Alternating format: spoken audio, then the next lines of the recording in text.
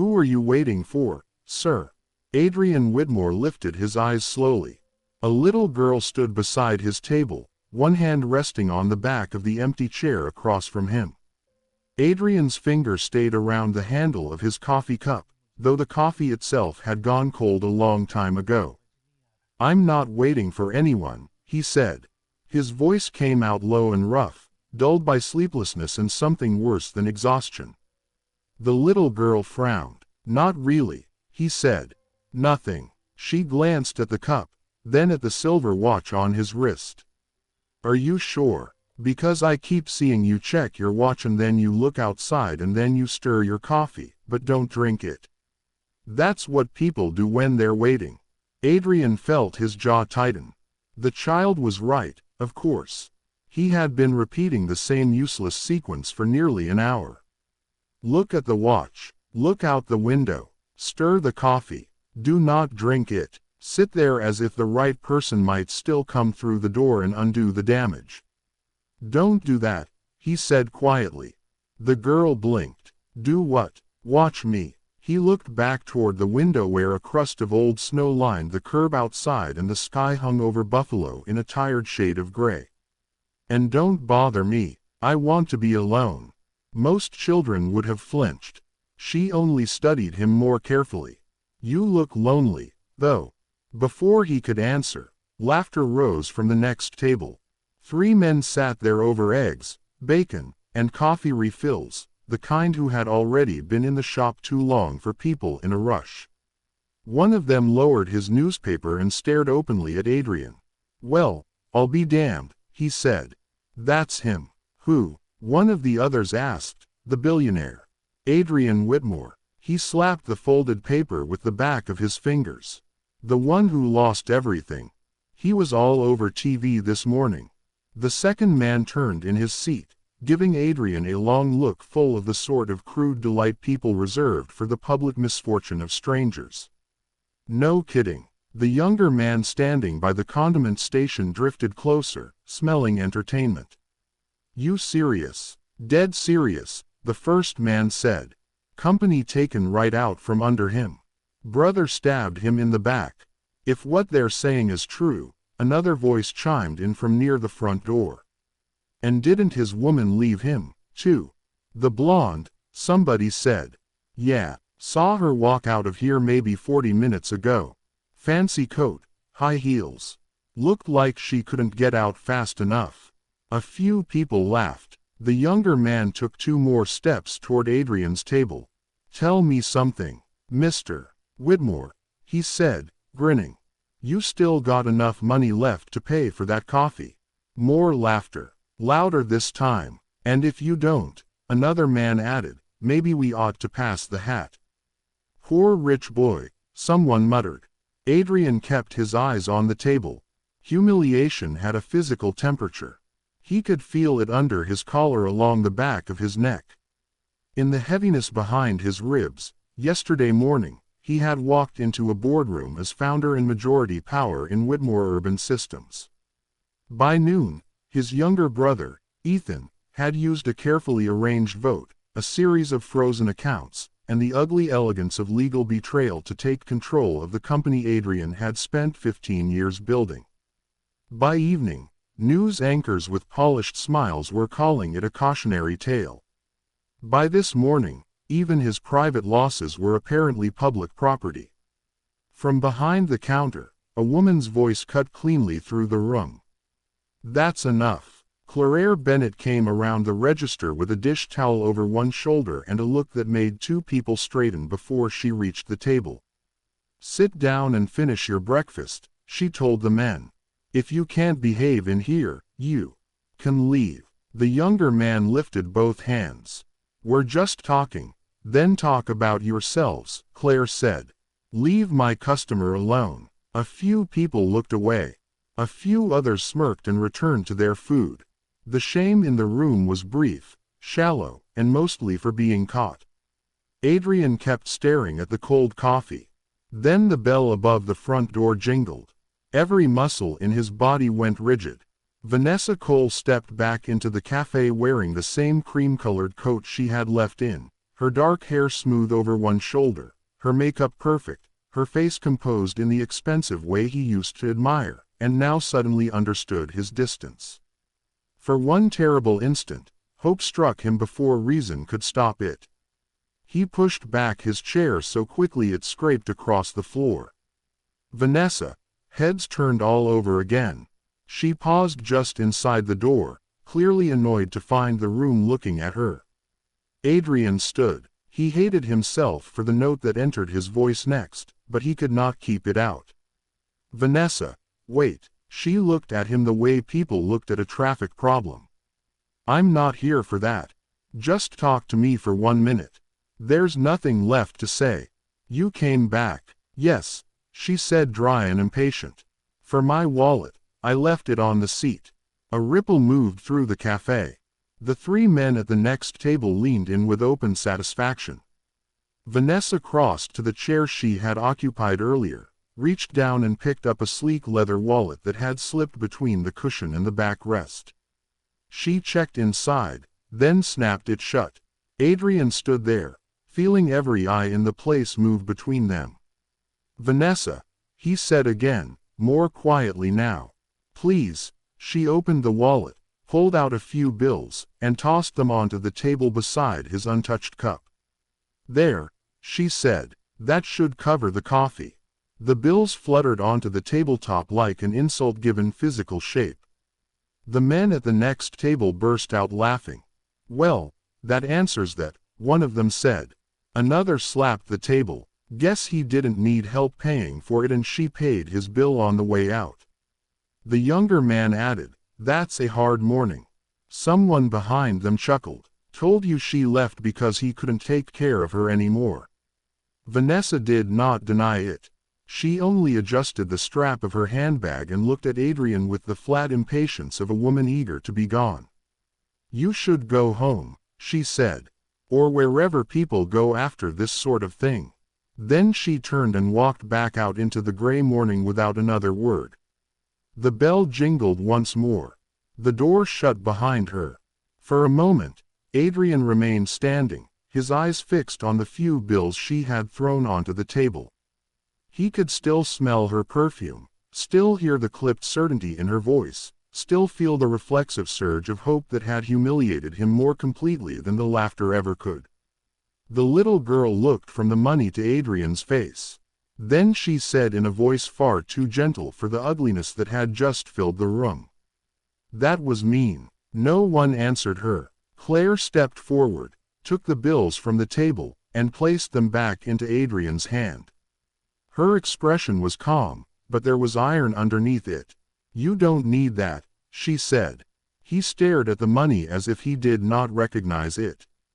At the next table, one of the men muttered, looks like he does. Claire turned her head. One more word, she said, and you can all take your business somewhere else.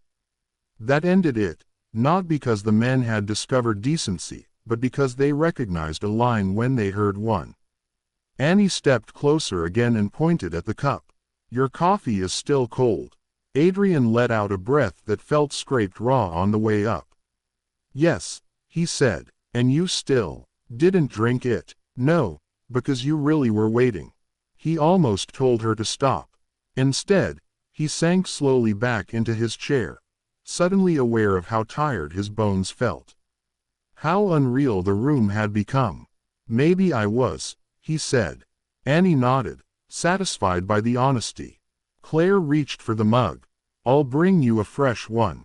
I can pay for it, Adrian said automatically. Though the words sounded foolish now, almost mechanical. I know, Claire replied. She took the cold cup away. Annie climbed carefully into the chair across from him. Not all the way. Just enough to rest her elbows on the table like a child entering serious negotiations. You shouldn't listen to people like that, she said. Adrian looked at her. She lowered her voice. Grown-ups get mean when they see somebody hurting and think it makes them bigger. Do you know who I am? He asked. Annie considered this gravely. You're the man with the dead coffee. Despite everything, a sound almost like laughter caught in his throat. At the counter, Claire poured a fresh cup. Steam rose into the warm air of the cafe.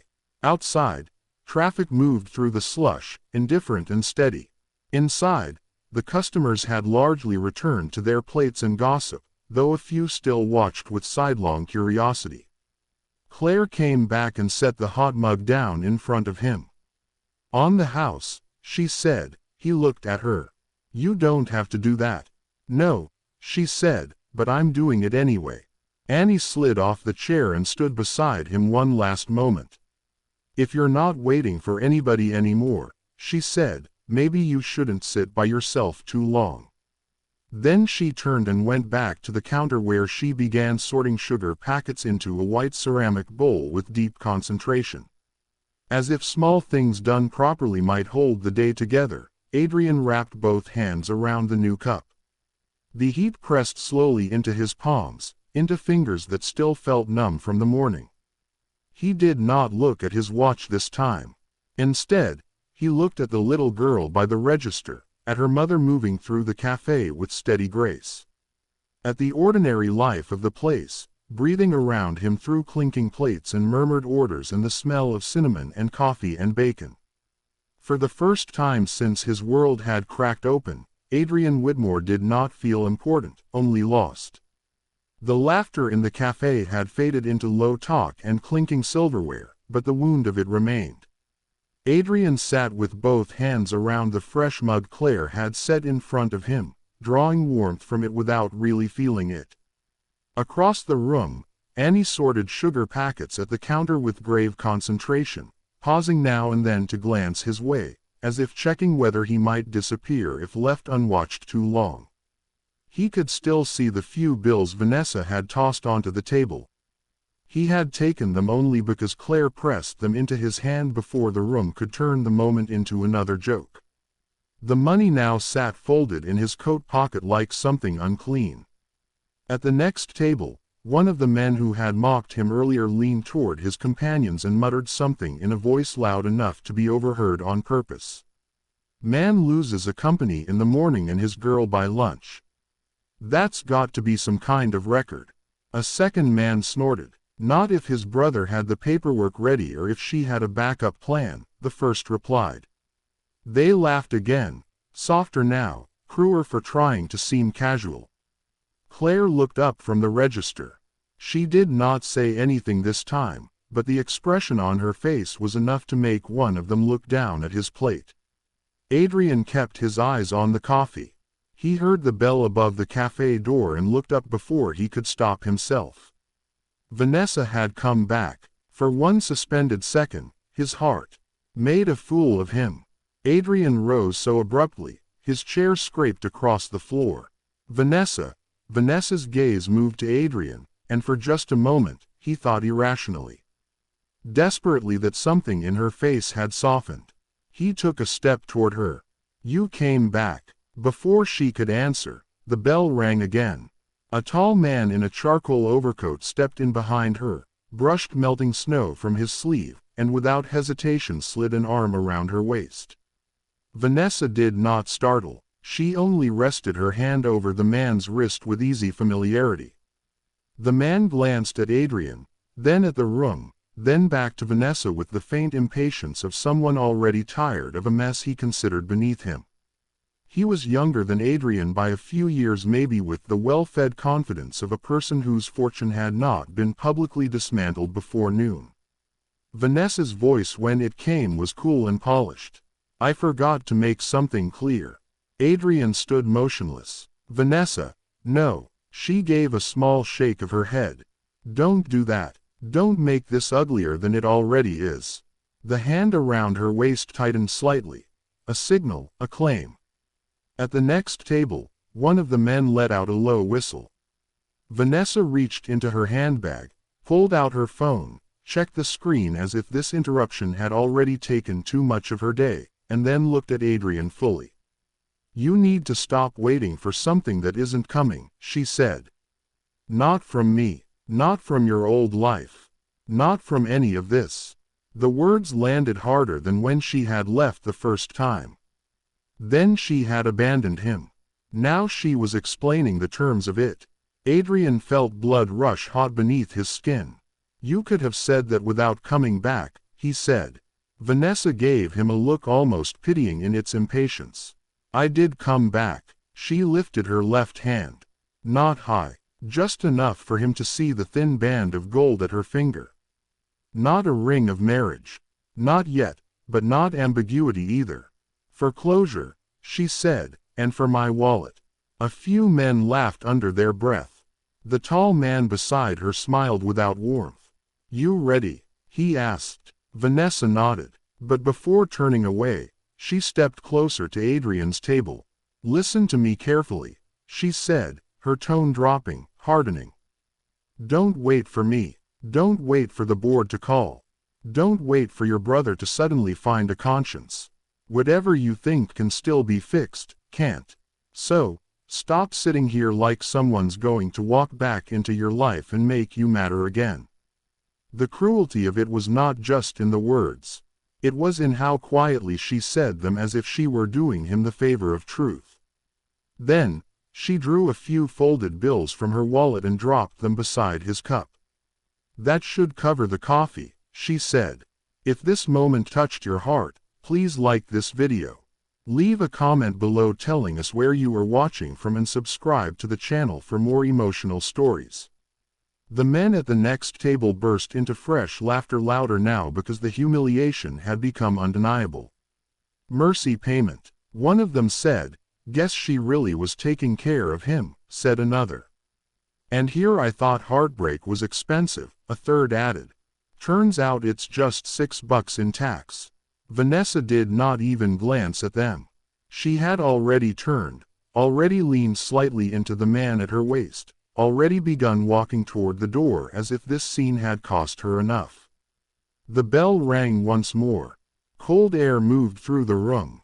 Then they were gone. Adrian remained standing long after the door closed. He stared at the money on the table until it blurred. He no longer knew whether he wanted to crush it in his fist or leave it there like evidence from a crime too small for police and too large for dignity. That woman ought to be ashamed, Annie said softly. No one answered. Claire crossed the room, came to his table, and picked up the money before he had to touch it. She folded the bills once, twice, and held them out to him. You don't need this sitting here, she said. At the next table, a man muttered. Looks like he does. Claire turned her head. Her voice stayed level. You've had your fun. Now eat and be quiet or pay and leave. Something in the way she said it, steady, unspectacular, absolute, drained the courage out of the room. He took the money from Claire only because refusing it would prolong the moment. I'm sorry, she said. It was the first soft thing anyone had said to him since yesterday afternoon. For what? For people forgetting how to behave when they smell blood. Annie came closer, her small brow furrowed. I still think you were waiting. Adrian let out a tired breath. He was too worn down now to pretend otherwise. Maybe I was, she said, not to. Yes. Annie glanced toward the door Vanessa had gone through. Then maybe you should stop. It was a child's answer to an adult catastrophe. And because of that, it cut straight through him. Claire set another hot cup in front of him, fresh without being announced.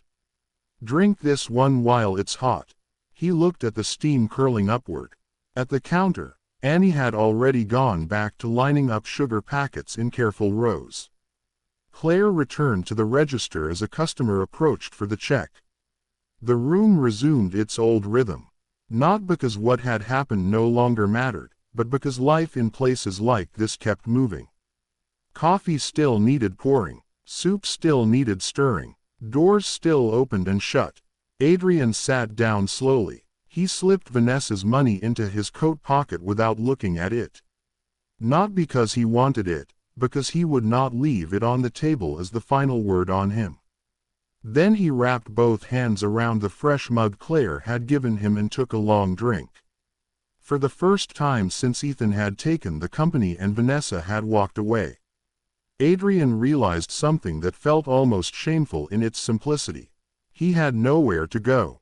By the time the lunch crowd began to thin, the cruelty of the morning had settled into something heavier and quieter. Adrian remained at the window table long after any ordinary customer would have paid and left. He no longer glanced at his watch. That habit, at least for today, had finally died. The silver thing still circled his wrist like a relic from a former civilization, but it had stopped commanding him. Time itself seemed to have loosened and spilled across the afternoon without shape or purpose. From behind the counter, Claire Bennett moved through the room with the steady rhythm of a woman who could not afford the luxury of falling apart in public. She carried plates, refilled coffee, wiped down the pastry case, and answered questions without ever sounding rushed, even when she clearly was. More than once, Adrian noticed customers soften when speaking to her, as if the warmth of the place had trained them into better manners than they might have shown elsewhere. Not all of them, he thought, but enough. Annie, meanwhile, had decided he was part of the room now. She drifted in and out of his line of sight on small errands she took very seriously. Straightening napkin holders, carrying wrapped straws from one end of the counter to the other, placing jelly packets in a basket no one had asked her to organize. Every few minutes she glanced toward him with the grave attention of a nurse assigned to a difficult patient. He did not know what to do with that kind of concern. It was too direct to ignore and too innocent to distrust. At half-noon, the door opened and a gust of cold air carried in two utility workers wearing reflective jackets and the sharp smell of winter outside. Claire greeted them by name. One wanted the meatloaf special, the other chicken salad on rye. Annie hurried to fetch clean silverware from the side station, nearly dropping a spoon in her haste. Claire caught it before it hit the floor. "Slow down, baby." "I am slow," Annie said with deep offense. "This is my work walk." Claire laughed under her breath. And something about the sound turned Adrian's chest strangely hollow. He could not remember the last time he had heard laughter that belonged entirely to the room it was in when the men had been served and the register finally stood quiet for a moment. Annie slipped away from the counter and appeared beside his table again. This time she carried a small plate with one sugar cookie on it, decorated with clumsy red icing meant to look like a heart. Adrian looked up. "It broke," she said, setting the plate down in front of him. He glanced at the cookie. A crack ran through the center. "So, Mama said it can't be sold." He looked at her, then at Claire across the room. Claire was checking a receipt, but he had the distinct feeling she knew exactly what was happening and had decided for reasons of her own not to stop it. "I'm not hungry," he said. Annie pulled out the chair across from him and climbed into it without asking. "That's okay. You can still have it." He almost told her again to leave him alone. The words rose out of habit, out of pride, out of the instinct to protect what remained of his dignity by rejecting kindness before it could expose how much he needed it. But the morning had stripped too much from him already. Even his resistance felt tired. "You do this with all your mother's customers?" he asked. "No." Annie folded her hands on the table. "Just the sad ones." The answer landed with such clean accuracy that he gave up on pretending she hadn't understood him from the start. "What makes you think I'm sad?" She tilted her head because people who aren't sad don't sit that still. For a moment, Adrian did not speak. Children had no respect for the protective lies adults built around themselves. They stepped around them without even noticing they were there. "You watch everybody this closely?" he asked. "Mostly." She nodded toward the front window. "Mr. Doyle always rubs his hands together before he asks for soup because he's cold but doesn't want to say it.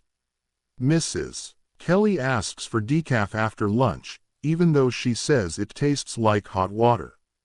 And Mama says, when people get quiet in the middle of the day, it usually means something happened before they came in." He looked toward the counter again. Claire still had her head lowered, but he knew now she was listening. "What else does your mother say?" Annie considered this with the seriousness of someone entrusted with important knowledge. "She says, some people need food, Some people need a chair, and some people just need nobody to be mean to them for 5 minutes. A sound escaped him. Then, not laughter exactly, but something close enough that Annie's face brightened. "There," she said. "That's better." Before he could answer, Claire finally approached, carrying a coffee pot in one hand and a stack of clean saucers in the other. She set the saucers down on the service station beside his table, then looked at Annie. "What did I tell you about hovering?" "I'm not hovering," Annie said. "I'm helping." Claire rested one hand on the back of the child's chair. "Helping who?" Annie pointed at Adrian as if the answer were obvious. "Him." Claire's eyes moved to Adrian, and for a brief second he saw apology there, along with restraint, fatigue, and something else he could not yet name. "She means well," Claire said. "I know." The words came out softer than he intended. Claire poured him more coffee without asking. Most days that gets her into trouble.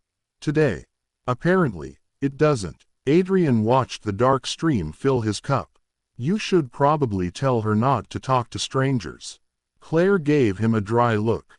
"I do. She ignores me when she thinks she's right." "I am right," Annie said. Claire sighed, but there was affection tucked inside it. "Of course you are." For a few seconds, the three of them remained suspended in a strange triangle of silence that felt less awkward than it should have. Adrian had spent years in rooms where silence meant negotiation, strategy, leverage. Here it meant something simpler. A pause long enough for no one to rush the next thing. Then Annie leaned toward him again. "Mama really does need help." Claire straightened. "Annie, what?" Annie looked up at her. "She does. This is not your conversation." Annie turned back to Adrian undeterred. "Miss Teresa quit on Tuesday." Claire closed her eyes briefly. "Honey, and Mr. Louise only comes in for the breakfast shift on weekends," Annie continued. "And Mama had to carry the milk by herself this morning because I'm not strong enough yet." Adrian looked from the child to the woman standing over her. Claire's face had taken on the pinched composure of someone caught between embarrassment and exhaustion. Please ignore all that, but he found he couldn't. Not because the details were dramatic. They weren't. That was what made them real. A worker quits. A delivery comes. A business owner shoulders the difference. In his former world, shortfalls were absorbed by systems, assistants, departments, consultants. Here they landed in a woman's arms before dawn and stayed there all day. Annie lowered her voice as though the matter had now become confidential. "If you don't have anywhere to go, you could work here." Claire set the coffee pot down more firmly than necessary. "Absolutely not." Annie blinked up at her. "Why?" "Because we do not invite people to work here while they're drinking coffee." The child thought about this. What if they finished drinking it despite himself? Adrian felt the corner of his mouth shift. Claire caught it. Her expression changed almost imperceptibly. Not softer exactly, but less guarded. She picked up the pot again and said, "Don't encourage her." "I didn't say anything." "No," Claire said, "but your face did." The word surprised him enough that he nearly smiled for real. At the register, the phone rang. Claire muttered, "Excuse me," and crossed the room, already reaching for the receiver before the second ring. Annie remained at the table, satisfied that the important subject had at last been introduced. Adrian looked down at the cracked sugar cookie. "What if I'm bad at it?" he asked quietly. Annie seemed offended by the premise. "At coffee, at this." He gestured vaguely toward the room, meaning work, routine, ordinary usefulness, all the things that had never belonged to him until now. She shrugged with magnificent confidence. "Then Mama will show you." Across the room, Claire spoke into the phone with calm firmness, discussing what sounded like a delayed produce order. Outside, a light snow had begun to fall again. Soft flakes drifting past the front window. The cafe had entered that in-between part of the day when chairs sat empty for a while. The air smelled faintly of soup and sugar, and the world beyond the glass seemed farther away than it was. Adrian sat with his coffee, the broken cookie, and the child who had decided his life required rearranging. He thought of the penthouse waiting in silence, of the voicemail from lawyers he did not trust, of Ethan in his office chair, of Vanessa's hand resting over another man's wrist. He thought of the money in his coat pocket and the way Claire had returned it to him as if refusing to let humiliation be the last thing left on the table. Then he looked at Annie. "You really think your mother needs help?" Annie nodded solemnly. "Everybody does. Some people just get too grown up to say it." The sentence lingered. Claire hung up the phone and came back, tucking a loose strand of hair behind her ear. "I'm sorry about that." Adrian looked up at her. "How early do you open?" Her brows lifted slightly. She understood the question immediately, and the knowledge of it passed between them before either spoke. 5:30, she said. "Why?" He glanced at Annie, who was now trying very hard not to look triumphant. Then he looked back at Claire and for the first time since his life had collapsed heard his own voice step towards something instead of away from it. "I'm not promising anything," he said. "But if you need someone tomorrow morning, I can come by." Claire studied him for a long moment. Not as a billionaire, not as a headline, not even as a wounded man. She studied him as if weighing whether he meant what he said and whether meaning it would be enough. Finally, she nodded once. 5, she said. "The back door sticks." Annie clapped both hands over her mouth to trap her excitement, but her eyes shone. Adrian reached for the cookie at last and broke off a piece. It tasted like too much sugar and not enough polish. It was imperfect, homemade, and unexpectedly good.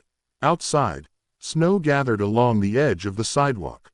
Inside, the bell over the door gave a small tired jingle as another customer stepped in from the cold. And somewhere between the second cup of coffee and a child's outrageous confidence, Adrian Whitmore felt the first faint movement of something he had assumed was gone for good. Not hope, not yet, but direction. Adrian did not sleep much that night. The penthouse felt larger than it ever had before, though nothing in it had changed. The same glass walls overlooked the city. The same polished floors reflected the dim light from the street below. The same furniture sat arranged in careful, expensive symmetry, untouched by anything resembling real life. It had once been a place designed for arrival, for success, for celebration, for quiet nights that followed long days of winning. Now it felt like a museum of a man who no longer existed. He loosened his tie sometime after midnight and left it draped over the back of a chair. The television flickered through financial channels he no longer recognized as his world. His name scrolled across the bottom of the screen more than once. He turned it off without listening. Silence followed him from room to room. He poured himself a drink out of habit, then left it untouched on the counter.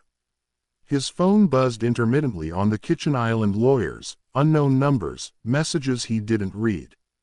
At one point, he picked it up, stared at Ethan's name in the call log, then set it back down again without pressing anything. By 3 o'clock in the morning, the city had gone quiet. Adrian stood by the window, looking out over Buffalo's sleeping streets. Snow had settled into a thin white layer across rooftops and sidewalks, softening the hard edges of everything below. Somewhere in the distance, a plow moved slowly, carving a path through the accumulation.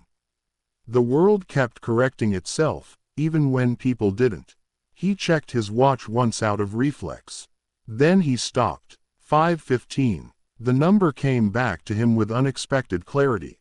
"The back door sticks." Claire's voice had been calm when she said it. Not an invitation exactly, but not a dismissal either, a condition, a boundary. Show up early. Do the work.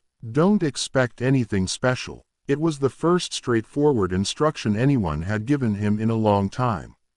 At 4:30, Adrian reached for his coat. He hesitated only once. At the closet, rows of tailored suits lined the rack, each one chosen for meetings. That no longer existed. He stared at them for a moment, then pushed them aside and pulled out something simpler, dark jeans he hadn't worn in years. A plain shirt, a heavier coat that looked less like a statement and more like protection from the cold. By the time he stepped out onto the street, the air had that pre-dawn stillness that belonged only to people who worked before the rest of the world woke up. His breath came out in quiet clouds as he walked. No driver, no schedule, just his own footsteps on the thin crust of snow. The cafe was dark when he arrived. A single light glowed faintly in the back, barely visible through the frosted glass. The front door was locked. For a moment, Adrian stood on the sidewalk, unsure of himself in a way that felt unfamiliar and strangely honest. Then he circled around to the alley. The snow back there was less disturbed, the silence deeper. He found the service door Claire had mentioned. It looked exactly like it had the day before, metal, worn, unremarkable. He reached for the handle and pushed. It didn't move. He remembered her words, shifted his weight, and drove his shoulder into it. The door gave with a dull resistance and opened inward. Warmth met him immediately, along with the smell of coffee not yet brewed, of bread not yet toasted, of a kitchen waiting to come alive. Claire stood at the far counter, sleeves rolled up, measuring grounds into the machine with quiet precision. She looked up as the door closed behind him. For a second, neither of them spoke. Then she checked the clock on the wall. "You're early," she said. He glanced at his watch, then lowered his arm. Faint shift in her expression, approval, maybe, though she didn't say it.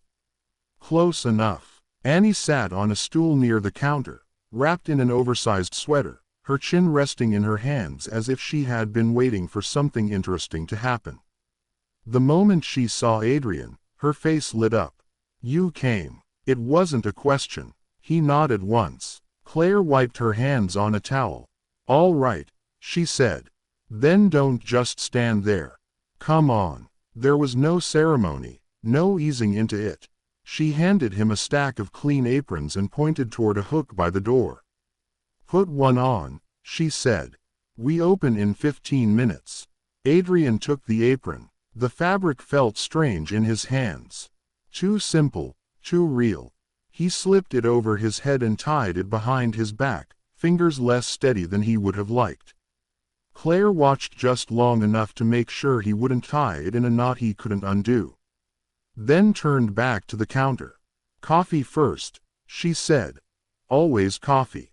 She showed him how to fill the machine, how to measure, how to check the water level. The instructions were direct, practical, stripped of anything unnecessary. He followed them carefully, aware of how out of place his hands looked, doing something so ordinary. Annie hopped down from her stool and came to stand beside him. "You're doing it wrong," she whispered. Claire didn't turn around. "He's doing it fine." Annie leaned closer. "You poured too fast." Adrian glanced at her. "I thought you said I should help." "I did," she said. "That doesn't mean you know how." A sound caught in his chest. Something lighter this time. Claire reached for a tray of cups. "Ignore her. She's been running this place since she could reach the counter." "I have," Annie confirmed proudly. The bell above the front door hadn't rung yet, but the day had already begun. Claire moved through the space with practiced efficiency, setting out pastries, checking inventory, adjusting chairs. Adrian followed where he could, wiping surfaces, carrying small things, trying not to get in the way.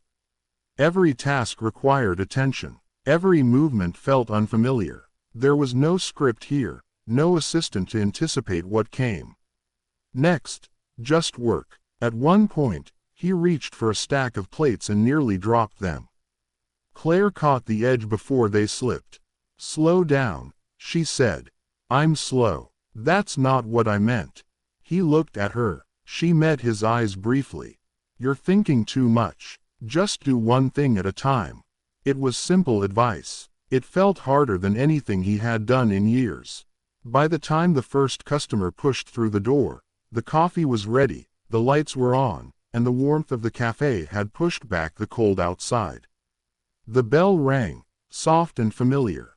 "Morning, Claire," a man's voice called. "Morning," she replied. Adrian stood behind the counter, hands resting on the edge, the apron tied around him, the smell of fresh coffee rising into the air. For the first time in a long time, he did not know what came next, and for reasons he could not yet explain. That no longer felt like failure. It felt like the beginning of something he had never learned how to do. Live without a script. The first hour nearly broke him. It wasn't the work itself. Adrian had expected effort, had even welcomed it in a distant, abstract way the night before. What he had not expected was how relentless the rhythm would be. How little space there was between one task and the next. How quickly a small mistake could ripple outward into something visible to everyone in the room. 2 coffees, one black, one with cream, and a turkey sandwich to go. Claire called without turning. Adrian reached for the cups, hesitated for half a second too long, and grabbed the wrong size. "No, not those," Claire said, already moving past him. "Those are for here, the paper ones." He switched quickly, nearly knocking over a stack in the process. Behind him, Annie's voice came in a whisper that wasn't nearly as quiet as she thought. "You're rushing again." "I'm not rushing," he muttered. "You are," she said. "Your hands are rushing." Claire slid past them both, poured the coffee in 3 quick, efficient movements, and handed it off to the waiting customer with a polite smile that never quite broke her focus. "Have a good one." The bell over the door rang again. Another pair of customers stepped in, shaking snow from their coats, already scanning the room for empty seats. Adrian felt the pressure build without warning. In his old life, pressure had come with structure. Meetings, deadlines, negotiations where the rules, even when bent, were understood. Here, pressure came in the form of 3 people wanting coffee at once, a 4th asking for change, and a 5th wondering why their order wasn't ready yet. There was no hierarchy to it, no system he could step above. It moved fast, low to the ground, and demanded attention to details that would have once been invisible to him. "Adrian," Claire said, not sharply, but firmly enough to cut through his thoughts. "Bread's burning." He turned too late. The smell hit him first, sharp and immediate. He grabbed the edge of the sandwich press and pulled the bread free. But the bottom had already gone too dark. "Sorry," he said. Claire took one look at it, then set it aside without comment and started another. "We don't serve that. I can fix it." "You fix it by doing it right the next time." There was no irritation in her voice, just fact. That made it worse somehow. Annie leaned closer to him, her expression serious. "You have to watch the time," she said. But not like before. He glanced at her. "What does that mean?" She pointed at the sandwich press. "This time matters, not the watch time." For a moment, Adrian didn't respond. Then he let out a quiet breath. "I'm starting to think you're running this place." "I told you," she said. A customer at the counter cleared his throat. "You got any of those cinnamon rolls left?" Claire answered before Adrian could move. "Top shelf, left side." Adrian reached up, grabbed the tray too quickly, and nearly dropped it. One roll slid, hit the edge, and tipped forward. He caught it just in time, his fingers brushing sticky icing. Behind him, one of the older men from the day before Henry Doyle let out a soft chuckle from his stool. "Careful there," he said. "Those things are more dangerous than they look." Adrian managed a tight nod and set the tray down properly this time. Henry watched him for a moment, then added, "First day." "Is it that obvious?" Adrian replied. Henry smiled into his coffee. "Only if you've spent enough time in places like this to recognize it.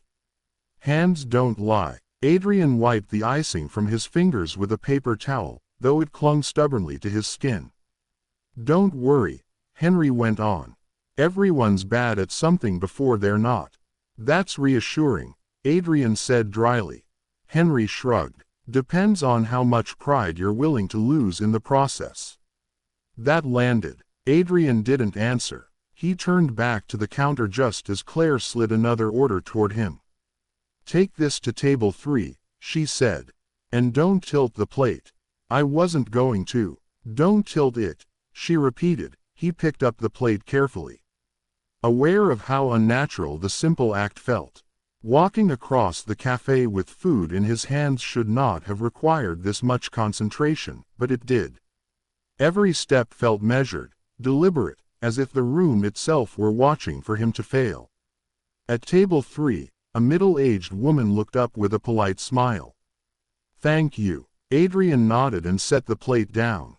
Too fast. The edge of the sandwich shifted just slightly, but enough to make the presentation uneven. The woman didn't say anything, but he noticed the flicker in her eyes. Not judgment exactly, just awareness. He straightened the plate quietly and stepped back. By the time he returned to the counter, Claire had already moved on to the next order. There was no time to dwell, no pause for correction beyond the act itself. "Wipe that down," she said, nodding toward a table near the window. Adrian grabbed a cloth and did as instructed. The table was still warm from the last customer, a faint ring of coffee marking where the cup had been. He wiped it once, then again, slower this time, paying attention to the details he had missed before. When he finished, Annie appeared beside him, inspecting his work with exaggerated seriousness. "You missed a spot," she said, pointing. He looked a faint smear near the edge. He wiped it again. "Better," she said, nodding. He straightened and leaned slightly against the back of the chair just for a second.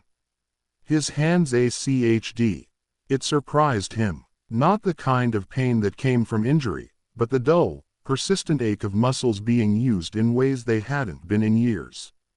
His fingers were stiff from gripping trays and cups. His shoulders carried a weight that had nothing to do with numbers or decisions. It was honest. He realized, unfiltered. Across the room, Claire glanced at him briefly. Not checking, not judging, just noticing. "Breaks in 10 minutes, she said. He nodded, though he hadn't asked. The next few minutes passed in a blur of smaller, steadier movements. Wipe, carry, sit down, step back, watch, adjust. He stopped rushing, just slightly, stopped trying to get ahead of the moment. Instead, he followed it. When the rush eased, Claire set a cup of coffee on the counter and gestured toward the stool near the end. "Sit," she said. Adrian hesitated, then did as he was told. The warmth of the cup felt different now, not like something handed to him out of pity, but something earned, however slightly. Claire leaned against the counter across from him, arms folded loosely. "You didn't walk out," she said. "No," he replied. "Most people would have." He considered that most people didn't lose everything yesterday. She studied him for a moment. "That's not why they'd leave." He met her causa. "No, they'd leave because it's easier than being bad at something in front of other people."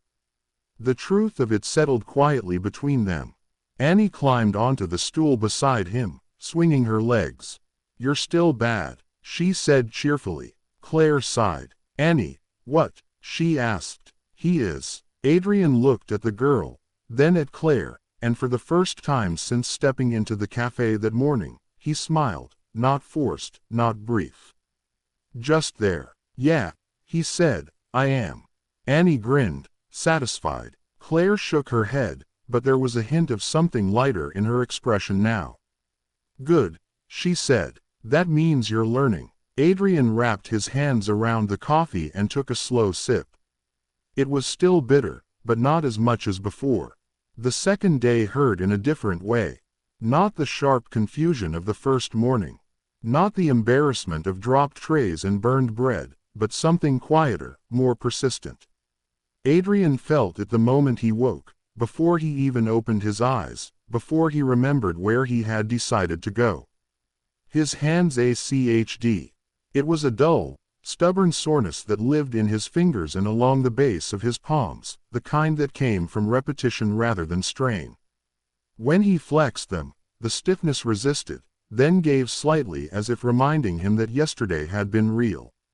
He lay there for a moment, staring at the ceiling of the penthouse.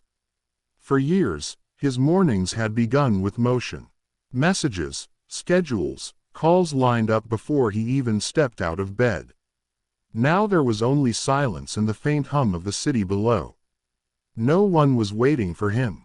No one expected him anywhere except one place.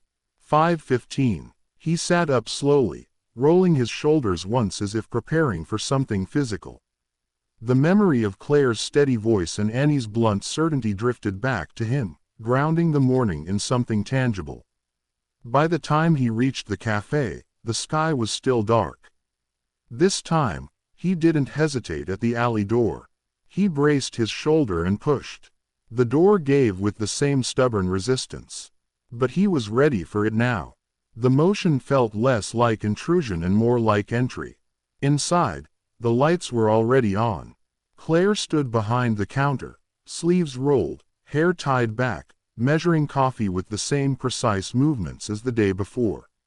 She glanced up briefly when he entered. "You're on time," she said. Adrian nodded. "The door still sticks. It always will." There was something faintly approving in her tone, though she didn't linger on it. Annie was already there too, perched on her usual stool, a pencil in hand as she scribbled something onto a scrap of paper. She looked up, saw him, and broke into a small smile that didn't feel like surprise anymore. "You came back again," she said. "I said I would." She nodded as if confirming a theory she had been testing. Claire handed him an apron without ceremony. "Tie it tighter today. You kept adjusting it yesterday." He did as instructed, more aware now of how the fabric should sit, how it shouldn't twist when he moved. "Coffee first," she said again. The routine began. This time, Adrian moved slower, not hesitant, but deliberate. He measured the grounds more carefully, watched the water level, paid attention to the small details that had tripped him the day before. When he poured, his hands were steadier. Annie watched from her stool, her head tilted slightly. "Better," she said. Claire didn't look up. "Don't evaluate him." "I'm not," Annie replied. "I'm noticing." Adrian almost smiled. The first customers arrived just after the lights fully brightened the room. A pair of construction workers, boots dusted with snow, ordered coffee and breakfast sandwiches. Adrian took the order this time, repeating it once under his breath before turning to the counter. "2 egg and cheese, 1 with bacon," he said. Claire glanced at him. Good. It was a small word. It carried more weight than it should have. The rush built gradually, not as overwhelming as the first day, but still constant. Adrian found himself moving with it rather than against it. He watched Claire's rhythm, the way she anticipated the next step before finishing the current one, the way she never wasted motion. At one point, he reached for a cup before she asked. "Careful," she said. "You're guessing." "I thought. Don't think ahead yet." She cut in gently. "Just stay where you are." He adjusted, stepping back, letting the moment come to him instead of trying to outrun it. It felt strange and necessary. Annie drifted between them, carrying napkins, stacking lids, occasionally offering commentary that was both uninvited and oddly precise. "You don't have to move so stiff," she told him at one point. "I'm not stiff." "You are," she said, "like you're afraid to break something." He looked down at his hands. She wasn't wrong. He had spent years controlling outcomes, minimizing risk, making sure nothing slipped beyond his reach. Here, everything was immediate, fragile in its own way. Cups, plates, timing, people's patience. "You will break things," Annie added matter-of-factly. "Mama does sometimes." Claire glanced over. "I do not." Annie raised an eyebrow. "You dropped a whole tray last month." "That was one time." Adrian let out a quiet breath that almost turned into a laugh. The tension in his shoulders eased just a fraction. Around mid-morning, Henry Doyle took his usual seat at the counter. He nodded at Claire, then at Adrian. "You're still here," Henry said. "Looks that way." Henry stirred his coffee slowly. "Most men in your position would have disappeared by now. Maybe I don't know where to go." Henry gave a soft hum. "Or maybe you do." Adrian didn't answer. He turned back to the counter just as Claire handed him a plate. "Table 2, she said. "And don't rush it." He carried it across the room. Steadier this time, placing it down with more care. The customer, a woman in her 40s with tired eyes and a polite smile, nodded in thanks. "Thank you," she said. He nodded back. It was a simple exchange, nothing more than that. But it lingered. When he returned, Claire was watching him. "You're improving," she said. "I didn't drop it." "That's not the standard." He met her gaze. "Then what is?" She considered for a moment. "Consistency." The word settled into him. Not speed, not perfection, not control. Consistency. It was something he understood in theory. Something he had demanded from others, measured in reports and projections. But here it was different. It lived in small repeated actions. In showing up, in doing the same task correctly again and again without recognition or reward beyond the task itself. It was grounding as the morning slowed. The cafe shifted into its quieter rhythm, fewer orders, more space between movements. The air felt calmer, less urgent. Claire poured 3 cups of coffee and set one in front of Adrian without comment. He sat this time without hesitation. Annie climbed onto the stool beside him, swinging her legs. "You didn't mess up as much," she said. "High praise." She nodded. "Seriously, you're learning." Claire leaned against the counter, arms crossed loosely. "He is." Adrian looked at her, surprised. She held his gaze for a second, then added, "But don't get comfortable. I wouldn't dream of it." Annie frowned slightly. "Why not? Comfortable is good." Claire shook her head. "Comfortable too early makes people lazy." Annie thought about that, but not comfortable makes people sad.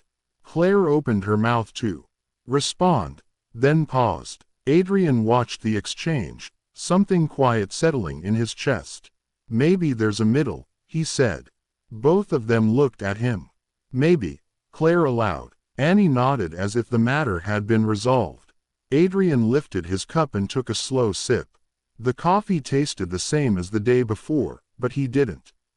By the end of the first week, the cafe had begun to recognize him, not as the man from television. That recognition had faded quickly, replaced by something quieter and far more persistent. In places like this, identity did not come from headlines. It came from repetition, from showing up, from how a man held a coffee pot, how he remembered an order, how he responded when something went wrong. Adrian was still not good, but he was no longer lost. The difference revealed itself in small ways. He reached for the correct cups without hesitation. He wiped tables without leaving streaks behind. He no longer burned bread. Not often, anyway. When Claire called out an order, he heard it the first time instead of the second. When Annie pointed out a mistake, he corrected it without argument. And perhaps most importantly, he stayed. That alone had begun to change the way people looked at him. "Refill?" he asked one morning. Pausing beside Henry Doyle's usual stool, Henry glanced up from his newspaper, studying him over the rim of his glasses. "You didn't spill anything on the way over, did you?" "Not today." Henry slid his cup forward. "Then I suppose we're making progress." Adrian poured carefully, watching the level rise without spilling a drop. He set the pot down and nodded once. Henry took a sip, then folded the paper with deliberate care. "You know," he said, "you're starting to look less like a man waiting for bad news." Adrian leaned lightly against the counter. "What do I look like?" Henry considered this like a man who hasn't decided yet whether he's done running. The words lingered longer than Adrian expected. Before he could respond, Claire's voice cut through from the other end of the counter. Adrian, table 4 needs clearing. He pushed off the counter and moved without hesitation. Table 4 had been occupied by a pair of older women who had just left. Their cups empty, plates pushed aside. Adrian gathered the dishes, stacking them carefully. As he wiped the surface, he noticed something he hadn't before. The faint indentation of where their elbows had rested, the way the chairs had been angled toward each other, the lingering warmth in the air between them. People came here to talk, not just to eat or drink, to sit, to share something, to be seen, even in small ways. He wiped the table slower than necessary. "You missed a spot," Annie said from behind him. He glanced over his shoulder. "I didn't," she pointed anyway. He wiped it again. "Now you didn't," she said, satisfied. He straightened, cloth in hand. "You enjoy this, don't you?" "Helping," she said. "Yes." He looked at her for a moment, then nodded. "Good." The bell over the door rang, letting in a gust of cold air and a man in a heavy coat. Adrian moved instinctively toward the counter, already reaching for a menu. "Morning," he said. The man nodded. "Coffee, black." Adrian poured it without asking anything else. It was automatic now, not perfect, not polished, but familiar. Claire watched from the side, her arms folded loosely. She didn't interrupt. She didn't correct. That more than anything told him he had crossed some invisible threshold. Later, when the mid-morning lull settled over the cafe, she leaned against the counter near him. "You're not fighting it as much," she said. "Fighting what?" "The idea that this matters." Adrian wiped his hands on a towel. "It does matter." She studied him as if weighing whether he understood what he was saying. "It's a coffee shop," she said. "It's more than that." The answer came too quickly for him to take it back. Claire's brow lifted slightly. "That's so." He gestured toward the room. "People come here every day. Same seats, same orders. They talk. They exist. It's consistent." "Consistent," she repeated. "It doesn't fall apart overnight," he added quietly. Something in Claire's expression shifted, not quite softening, but acknowledging. "No," she said, "it doesn't because it can't afford to." Annie climbed onto the stool between them, swinging her legs. "It would be bad if it fell apart," she said. "It would," Claire agreed. Adrian glanced at the girl, then back at Claire. "You built this yourself?" Claire nodded once, piece by piece. "That's not easy." "No," she said simply. "It isn't." There was no pride in the statement. No need to impress, just truth. Adrian found himself wanting to ask more. About how she started, about what it cost, about what she gave up to keep it running. But something held him back. Not distance exactly, but respect. Some things were earned over time. The afternoon brought a smaller crowd, quieter conversations, the steady hum of routine settling back into place. Adrian moved through it with growing confidence, though he still made mistakes. A forgotten spoon here, a delayed order there. Each one corrected, each one noted. None of them fatal. At one point, a customer, a man in his 50s with a tired face and work-worn hands, paused at the counter before leaving. "You knew?" he asked. Adrian nodded. "Relatively." The man glanced around the cafe, then back at him. "You're doing all right." It was said without ceremony, without expectation. Adrian felt something settle in his chest at the words. "Thank you," he said. The man shrugged as if it were nothing and left. Claire watched the exchange from a distance. When Adrian turned back, she gave a small nod.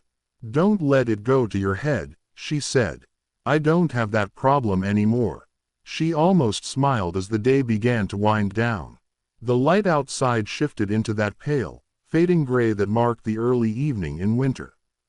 The cafe grew quieter, the last few customers lingering over their cups. Adrian wiped down the counter one final time. Slower now, more deliberate. "You can head out," Claire said. "We've got the rest." He hesitated. I can stay. I know, she said. But you don't have to. The distinction mattered. He nodded once. All right. He untied the apron, folding it more carefully than necessary before placing it on the counter.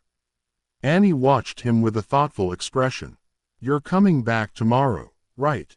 She asked. Hedis. Yes. She nodded, satisfied. Claire glanced at him. 5:15. The door sticks. It always will. He stepped outside into the cold.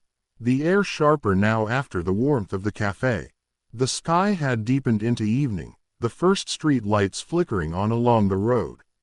For a moment, he stood there, hands in his coat pockets, looking back through the window. Inside, Claire moved behind the counter. Annie beside her, the two of them framed by the soft light of the cafe. It looked steady, grounded in a way his life had never been. Even at its peak, Adrian turned and started down the street. His steps felt different now, still uncertain, still carrying the weight of everything he had lost, but no longer directionless. And for the first time since the collapse, that was enough. The second week brought attention. Not all at once, not loudly, but in the way things spread through a neighborhood when people had time to notice patterns. A man who kept showing up. A face that didn't quite belong, but didn't leave either. A story that had already passed through the news cycle, now settling into something closer to rumor than fact. Adrian felt it before anyone said anything. It showed in the way certain customers paused a fraction longer when they looked at him. In the way conversations softened when he passed too close, in the occasional glance exchanged between two people who thought he might not notice, he noticed. He had spent too many years reading rooms not to. 3 coffees, Claire said one morning, sliding cups across the counter, 2 black, 1 with cream. Adrian took them without hesitation. His hands moved more easily now, his pace steady, his focus narrower. He carried the cups to the table without spilling a drop. At the far end of the cafe, Henry Doyle watched him over his newspaper, eyes thoughtful. When Adrian returned, Henry folded the paper and set it aside. You're getting comfortable. Adrian wiped his hands on a cloth. I was told that's dangerous. Henry smiled faintly. Only if you forget where you came from.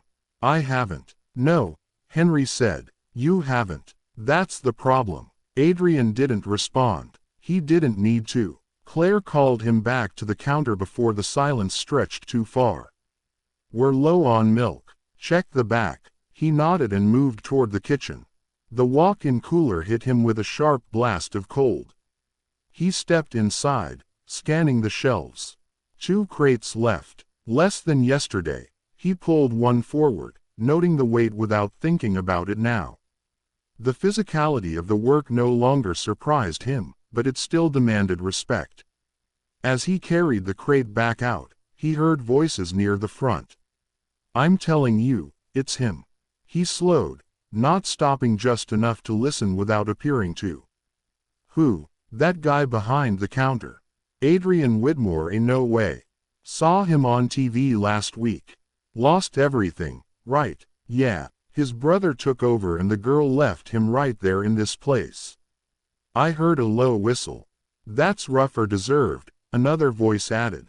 Adrian stepped fully back into the main room.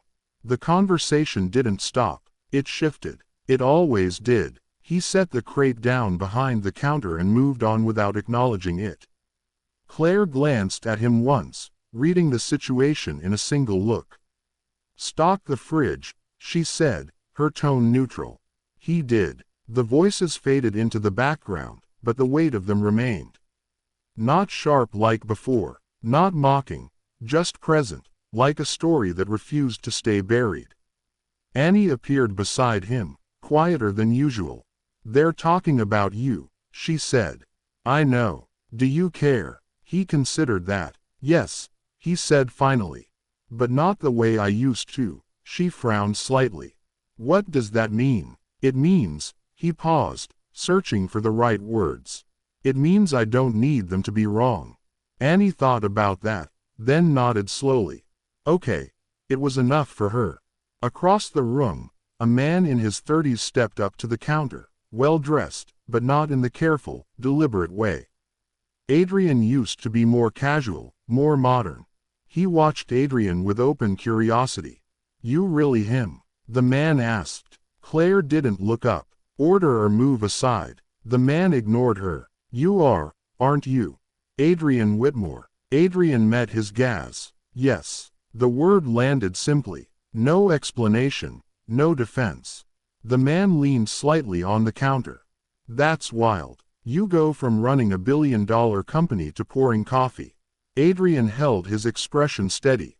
"It's a job." A short laugh. "Yeah, but it's not your job." "It is now." The man studied him, trying to decide if there was a joke hidden somewhere in the answer. Claire set a cup down in front of him with more force than necessary. "Coffee black. You're holding up the line." The man glanced at her, then back at Adrian. "You ever think about getting it back?" The question hung there. Not cruel, not kind, just curious. Adrian thought of Ethan. Of boardrooms and signatures and quiet betrayal wrapped in legal language. Of Vanessa's voice, cold and certain, of the empire he had built piece by piece, believing control was something that could be held indefinitely. Then he thought of the cafe, of mornings that started before the sun, of burned bread and steady hands, of Claire's voice cutting through chaos without ever raising, of Annie's quiet certainty that people could change simply because she believed they could. "Yes," Adrian said. The man raised an eyebrow. "Yeah, but not the way you think." The man didn't understand that answer. Adrian saw it immediately. Claire did. She didn't say anything, but something in her posture shifted, subtle and approving.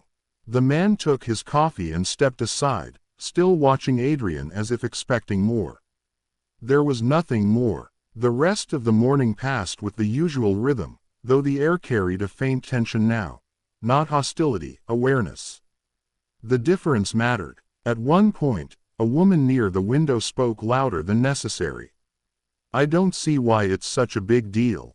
People lose things every day." "Not like that," her companion replied. "Still, a man's a man. Either he stands back up or he doesn't." Adrian wiped down a nearby table, the words settling somewhere deep. Either he stands back up or he doesn't. It sounded simple. It wasn't. Near noon, Claire finally stepped beside him while he was stacking plates. "You all right?" she asked quietly. He nodded. "I've had worse rooms." "I'm not talking about the room." He paused, then met her gaze. "I know." She studied him for a moment, then said, "People will talk. They already are, and they won't stop. I don't expect them to." Claire crossed her arms lightly. "Then what do you expect?" Adrian looked around the cafe at the tables, the counter, the small, steady world Claire had built that didn't collapse overnight, didn't depend on board votes or market confidence or the fragile loyalty of people who left when things went wrong.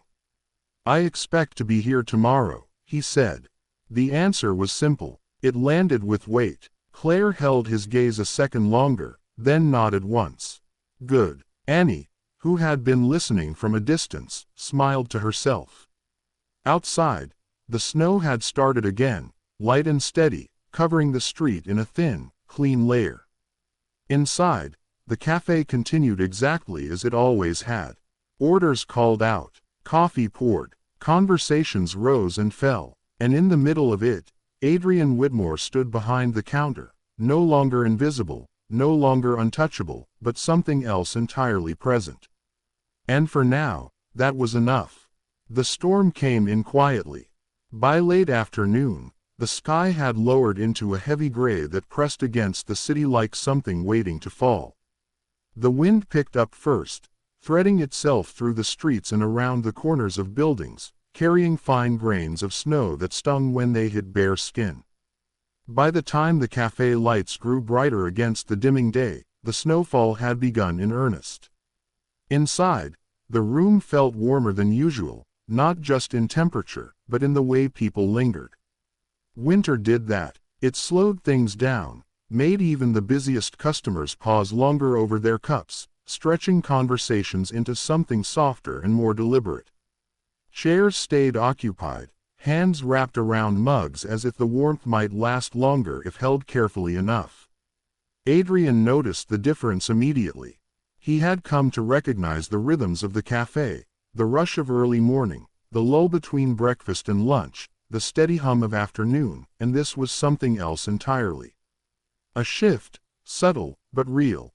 "Looks like it's going to stick," Henry Doyle said from his stool, nodding toward the window where snow now moved in thick, steady lines. Claire followed his gaze briefly. "It always does this time of year." Annie had moved closer to the glass, her breath fogging a small circle as she watched the flakes gather along the sidewalk. "It's pretty," she said. "It's trouble," Claire replied, though there was no real bite in it. Adrian stood behind the counter, hands resting lightly against the surface, watching the same scene unfold.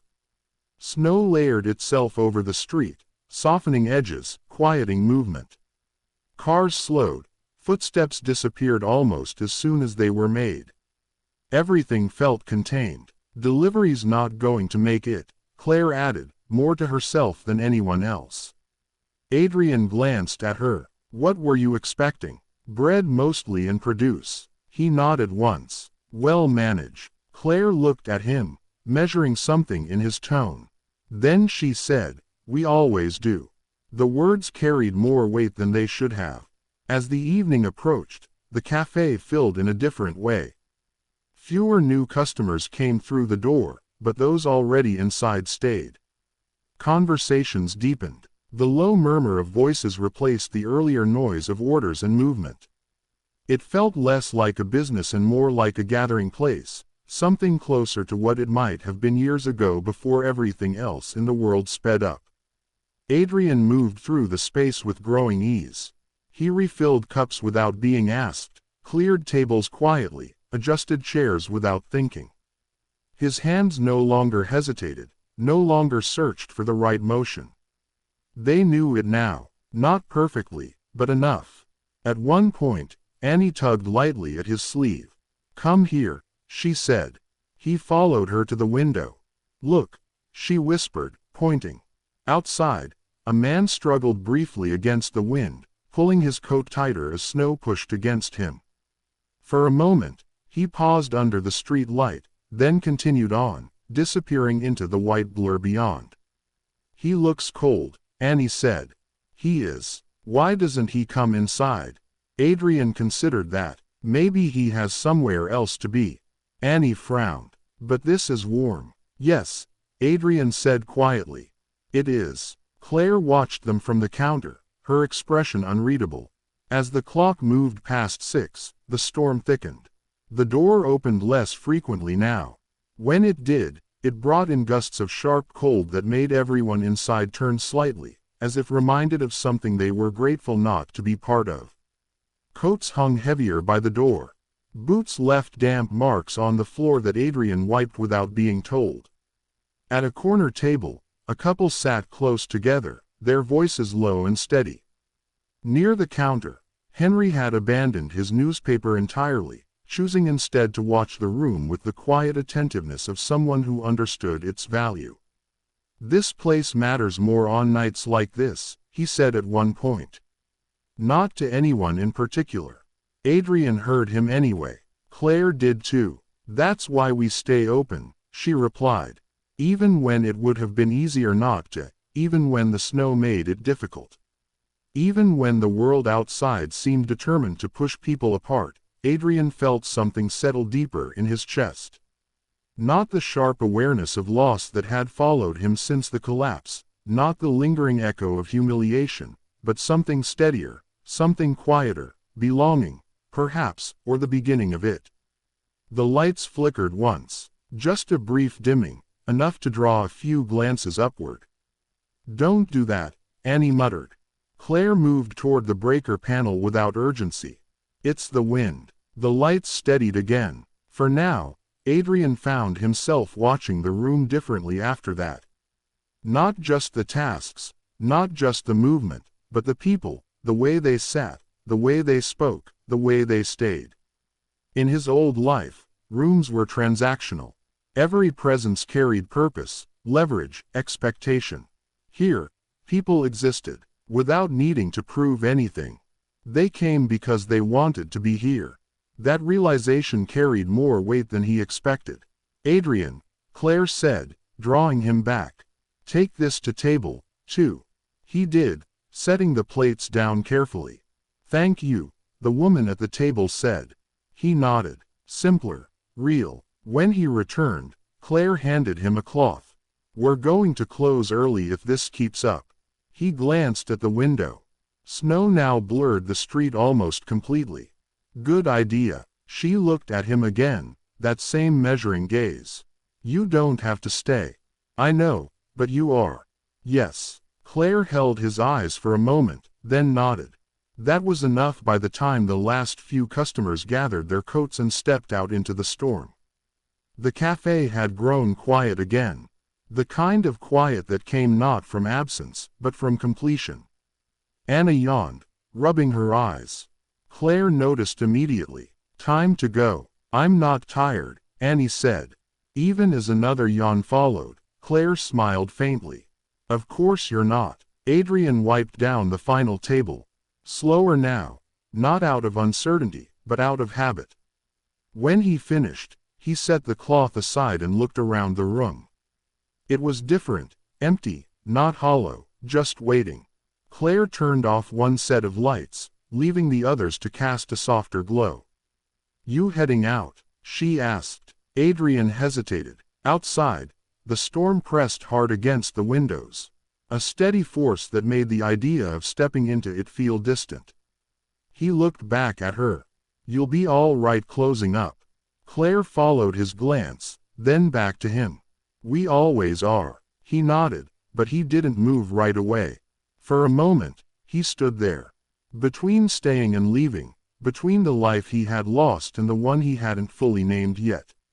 Then Annie, half asleep and leaning against her mother, looked up at him and said softly, "You'll come back tomorrow, right?" Adrian met her gaze. "Yes," he said. Outside, the storm continued. Inside, something steadier held. The power went out at 6:47. It didn't fail all at once. The lights dimmed first, flickering just enough to make everyone in the room pause mid-sentence. Then, the hum of the refrigerator dropped into silence. The espresso machine gave a soft, dying hiss, and finally everything went dark. For a moment, no one spoke. Outside, the storm pressed against the windows with a steady, relentless force. Snow moved sideways under the street lights, which now cast the only glow, filtering into the cafe. It was faint, gray, and just enough to outline shapes without fully revealing them. Annie's voice came first. "Mama, I'm here." Claire answered immediately. Adrian stood still behind the counter, his hands resting on the edge where the coffee machine had been humming seconds earlier. The sudden absence of sound felt heavier than the darkness itself. Then someone near the door chuckled nervously. "Well, that's one way to close early." "No," Claire said, her tone calm but firm. "Not yet." There was a quiet confidence in the way she spoke, as if this was not the first time the world had tried to interrupt her day. Adrian heard movement behind him. A drawer opened. The faint scrape of a match. A small flare of light appeared, followed by the steady glow of a candle. Claire set it on the counter, then lit another and another, moving with practiced efficiency. "You've done this before," Adrian said. "More than once," she replied. Annie climbed down from her stool and moved closer to the counter, her earlier sleepiness replaced by alert curiosity. "It looks different," she said, watching the candle light flicker across the room. "It is different," Claire said. "But it still works." One by one, the outlines of the cafe returned. Not in full, not in the sharp clarity of electric light, but in softer shapes. Tables appeared, chairs, faces. The room felt smaller, more contained, as if the storm outside had drawn everything inward. A man near the window shifted in his seat. You going to keep serving? Claire glanced at Adrian, then back at the room. Coffee's already made. Food's limited, but if you're staying, you'll be warm. That was enough. No one rushed for the door.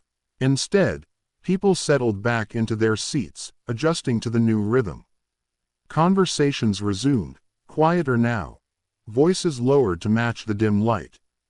The cafe had changed, but it had not stopped. Adrian moved instinctively. He picked up the coffee pot, now warm, but no longer supported by machines, and began refilling cups. His movements were slower, more deliberate, guided by the flicker of candle light instead of bright overhead fixtures. At table 2, the woman he had served earlier looked up as he approached. "Feels like a different place," she said. "It does," Adrian replied. "Better in a way." He considered that as he poured. "Quieter," she nodded. "People talk more honestly when things slow down."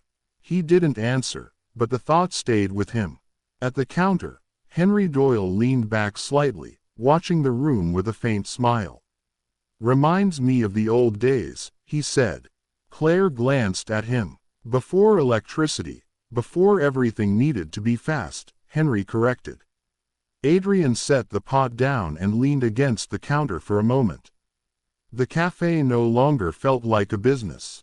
It felt like something else entirely. Annie appeared beside him, her voice low as if she understood instinctively that the room had changed. "You didn't leave," she said. "No, you could have." He looked down at her. "So could everyone else, but they didn't." He followed her gaze across the room. People remained seated, hands wrapped around cups, faces softened by candle light. The storm outside had become a barrier, but also a reason to stay. "No," he said quietly. They didn't. Claire moved past them, setting another candle on a nearby table. "We'll close once the storm eases," she said. "No sense sending anyone out in that." Adrian nodded. "Makes sense." She paused, looking at him in the dim light. "You all right?" It was the same question she had asked before, but this time it felt different. "Yes," he said, and for once it wasn't a deflection. Claire studied him for a moment, then nodded once and moved on. The hours that followed unfolded slowly. Without machines, without the usual pace, the cafe shifted into something almost timeless. Coffee was poured by hand. Food was simple. Conversation stretched and deepened. The outside world faded into the background, replaced by the quiet presence of people sharing the same space. At one point, a man near the back began telling a story. Nothing remarkable, something about a job he had years ago, but people listened. Really listened. There were pauses, laughter, small acknowledgments that felt genuine. Adrian found himself drawn into it. Not as a participant, not yet, but as a witness. He stood near the counter, arms resting lightly against it, watching the room, not as an outsider, but as part of it. That realization came slowly, and when it did, it settled deeper than anything else had since he walked into the cafe days ago. Claire joined him for a moment, wiping her hands on a towel.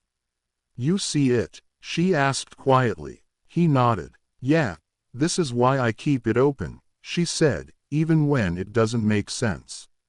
He looked at her. "It makes sense." She didn't smile, but something in her expression eased. Across the room, Annie had curled up on a chair, her head resting against the back, her eyes half closed. The flickering light cast soft shadows across her face. "She'll fall asleep soon," Claire said. Adrian watched her. Long day, long week. There was a shared understanding in that. Outside, the storm began to ease, the wind softening, the snowfall slowing to a gentler drift. The world beyond the window started to reappear in faint outlines. Inside, the candles burned lower. One by one, customers stood, gathering coats, preparing to step back into the cold. They moved slower than before, reluctant to break whatever had settled in the room. "Stay safe," Claire said to each of them. They nodded, some offering quiet thanks, others simply meeting her eyes in acknowledgement. When the last of them left, the cafe fell into a deeper quiet. Adrian helped clear the remaining cups, his movement steady, even in the dim light. Claire extinguished one candle, then another. "You didn't have to stay," she said. "I know, but you did." "Yes." She looked at him. Really looked this time as if seeing something new. "Good," she said. Annie stirred in her chair, half awake. "We're closing." "Yeah," Claire said softly. Adrian set the last cup down and wiped his hands. The lights were still out. The storm had passed. The cafe stood in that brief moment between disruption and return. He looked around the room one more time. It felt different again, not because of the darkness, but because he understood it now. Not completely, but enough. Claire reached for the door, checking the lock before turning back. "We'll open tomorrow if the power's back." Adrian nodded. "I'll be here." She didn't question it. Outside, the snow lay quiet and undisturbed under the street lights. Inside, the last candle flickered once, then went out. And in the darkness that followed, Adrian Whitmore felt something settle into place. Not the life he had lost, not the power he once held, but something steadier, something real. And for the first time, that felt like enough to build on. The morning after the storm felt almost unreal. Adrian noticed it the moment he stepped onto the street. Everything was quieter. The city, usually layered with sound, even in early hours, seemed wrapped in something soft and deliberate. Snow covered the sidewalks in smooth, unbroken stretches. Cars moved slower, their tires cutting careful paths through what had fallen overnight. Even the air felt different, cleaner, sharper, as if the storm had stripped something away and left only what mattered. He stood for a moment before heading toward the cafe. Not out of hesitation, out of awareness. The world had changed again, just slightly, and this time he felt it. When he reached the alley, the back door was already open. Claire stood just inside, holding it with one hand while balancing a crate with the other. She glanced up as he approached. "You're late," she said. Adrian checked his watch out of instinct, then stopped himself. 517. She stepped aside to let him in. "That's late." There was no real criticism in her voice. He took the crate from her without asking. "Power's back. Came on around 3 o'clock, she said, closing the door behind them. Lucky inside. The cafe looked like itself again. Lights bright, machines humming, the familiar rhythm restored before the first customer even arrived. But something lingered beneath it. Quiet memory of candlelight, of slower hours, of people staying not because they had to, but because they wanted to. Annie sat at the counter, swinging her legs, a piece of toast in one hand. She looked up as Adrian entered. "You missed it," she said. "Missed what?" "The quiet morning," she replied. "Before everything gets loud again." He set the crate down. "I like the loud part, too." She considered that, then nodded. "Me too. But the quiet is better for thinking." Claire moved past them, already starting the coffee. Less talking, more working. The routine resumed, but something had shifted. Adrian felt it in his movements, in the way he stepped into the day, without needing to find his place. He didn't hesitate at the counter, didn't wait for instructions on every task. He moved where he was needed, filling gaps before they formed. Claire noticed. She didn't say anything at first, but her eyes followed him more than usual, tracking the difference. At one point, she handed him a stack of plates without explanation. "Table 5, she said. He took them steady, precise. When he returned, she added, "and checked the coffee levels before I asked." He did. It wasn't a test, but it felt like one. By mid-morning, the cafe was full again. The storm had driven people inward the night before. Now it brought them back out, eager for warmth, for routine, for the comfort of something familiar. Conversations overlapped, Orders came quickly. The bell above the door rang more often. Adrian moved through it without the same strain he had felt days ago. He still made mistakes. He always would, but they no longer defined the moment. At the counter, Henry Doyle sat with his usual coffee, watching the room with quiet interest. "Looks like you survived the storm," he said as Adrian refilled his cup. "Looks that way." Henry nodded toward the window. "Storms have a way of showing people what holds." Adrian followed his gaze. Snow still lined the street, but paths had been carved through it. Movement had returned. Life had resumed. "This place held," Adrian said. Henry glanced back at him. "And you?" The question settled deeper than the others had. Adrian didn't answer right away. Claire called his name from across the room, pulling him back into motion before the thought could fully form. "Adrian, order up." He moved, but the question stayed. Around noon, a man in a dark coat stepped into the cafe and paused just inside the door. He didn't look around like most customers. He looked directly at Adrian. Recognition came instantly, not from the cafe. From before, Adrian felt it like a shift in pressure. The man approached the counter slowly, his expression controlled. "Professional, Mr. Whitmore," he said. Claire's hand stilled for half a second. Annie looked up. The room didn't stop, but something in it tightened. Adrian met the man's gaze. "That depends who's asking." The man gave a faint practiced smile. "Daniel Reeves. I work with the firm handling your situation." There it was, the past, stepping through the door as if it had every right to still be part of his life. "I thought you might want an update." Reeves continued. "There have been developments." Claire set a cup down a little harder than necessary. Adrian didn't look at her.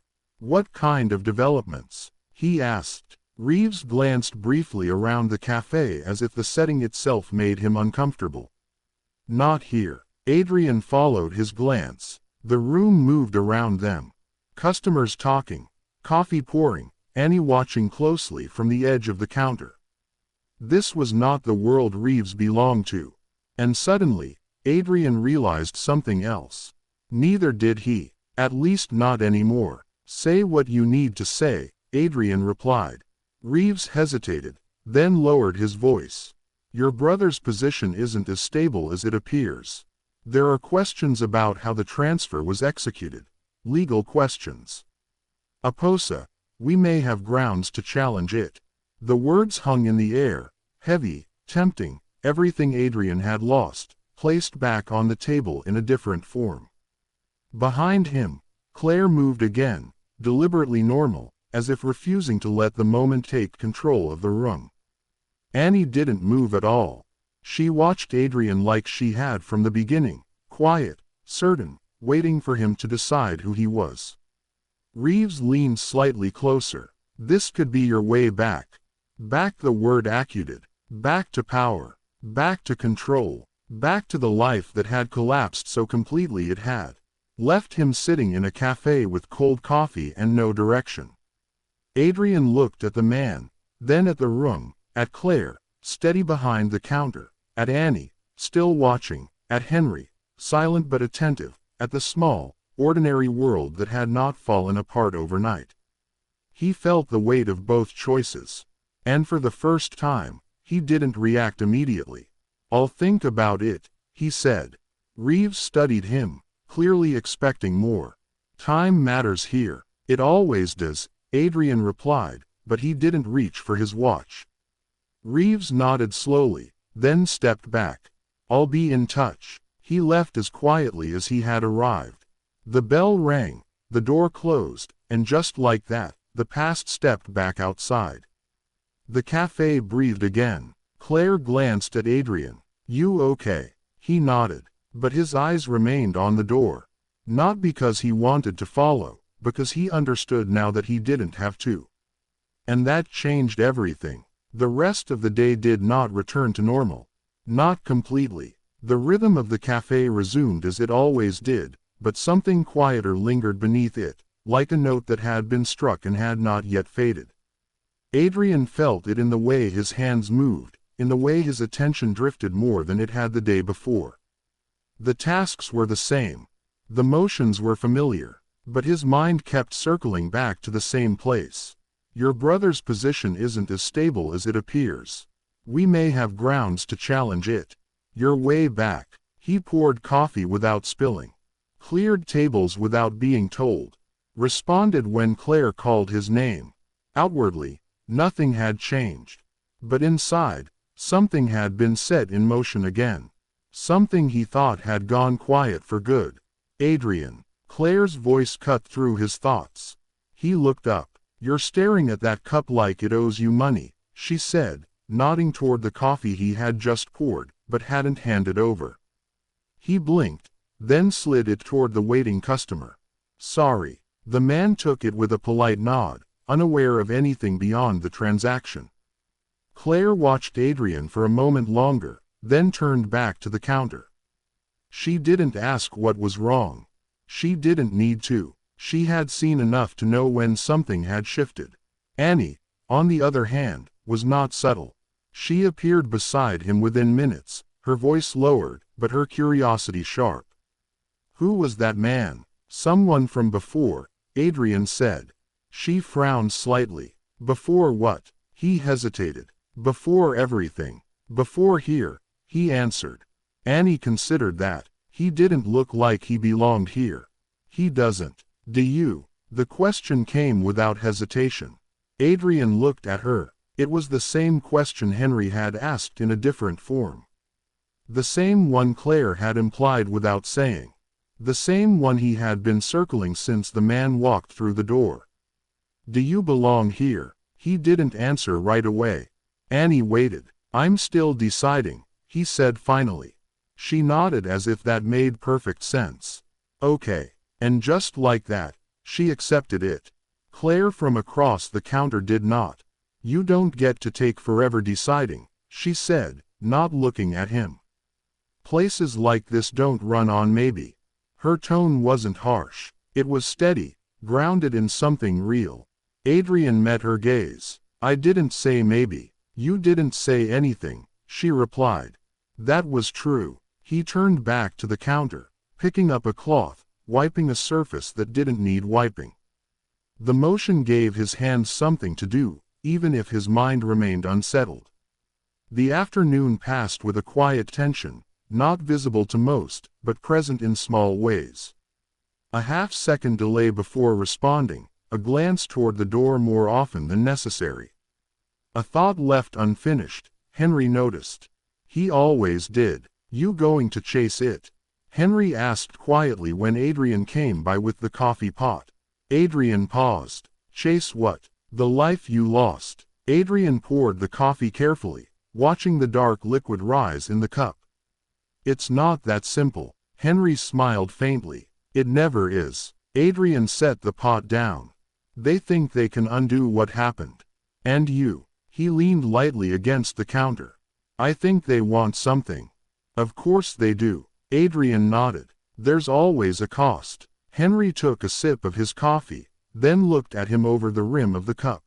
Question is whether it's the same cost you paid the first time. The words settled deeper than the others. Adrian didn't respond. He moved away back into the rhythm of the cafe, but the conversation stayed with him. By late afternoon, the crowd thinned again.